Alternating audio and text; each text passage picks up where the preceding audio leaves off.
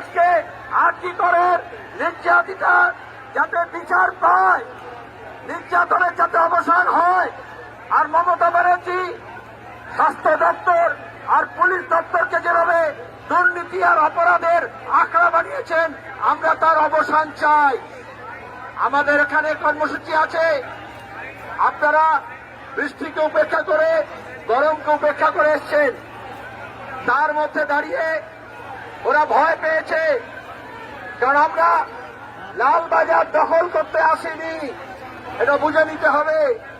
আমরা চাইছি বিচার, আর যে বিচারকে আটকানোর জন্য এই পুলিশ সেই দিন সকাল থেকে প্রধান লোক করতে গেছে, বিধি পুলিশ গেছে, নবান্ন গেছে, পুলিশ কমিশনার দেখিয়েছেন।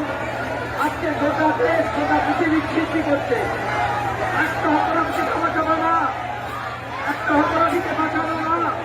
আসলে যে অপরাধ তন্ত্র তৃণমূল সরকার গড়ে তুলেছে, সেটাকে এরা রক্ষা করতে চাইছে। আমাদের সুপ্রিম কোর্টে কোটি টাকা খরচা করে ওরা এভাবে পৌঁছতে পারে না বিচারটাকে আটকানোর জন্য। প্রথম সুদিনে কি বলেছিলেন মমতা ব্যানার্জি? ফাঁসি দাও, নেমে যাবো। আজকে কেন বলছেন না? বলছেন স্টপ করো, পুজোর দিকে মন দাও, আনন্দে মেতে ওঠো। ওই বাংলার মানুষকে ছেড়েন না। আজকে দাঁড়িয়ে গোটা বাংলার মানুষের মনে নিয়ে আনন্দ।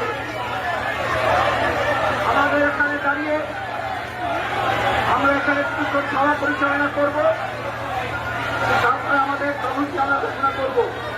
পুলিশ যদি মনে করে পুলিশ কমিশনার বিনীত গোয়েলের অপসারণের দাবিতে আমার দেশ সংগ্রাম, সমস্ত অভিযুক্ত পুলিশ অফিসারদের তদন্তের আওতায় আনার দাবিতে আমার দেশ সংগ্রাম, আজকে লালবাজার অভিযানে আমার দেশ সংগ্রাম,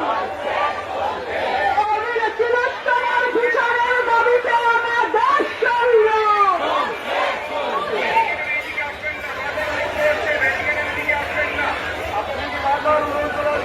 আপনারা আইন মেনে আন্দোলন করুন।